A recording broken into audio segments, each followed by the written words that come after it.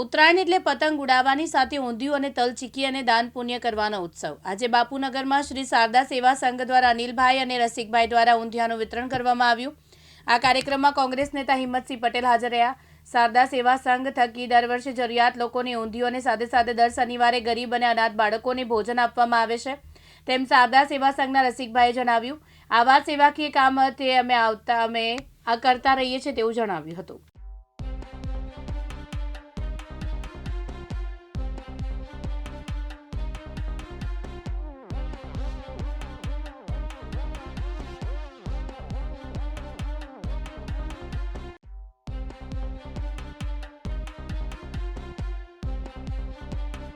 नमस्कार।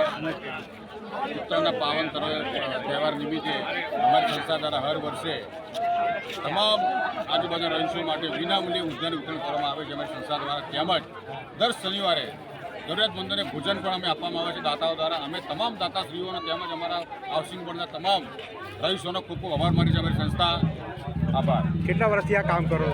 અમારું આ સંસ્થા લગભગ 8 થી 9 વર્ષથી કામ કરી છે। સંલગ્ન પણ કરેલા છીએ અમે અને જમણવારનું કામ 5 વર્ષથી કરીએ છીએ હર વર્ષે હર શનિવારે।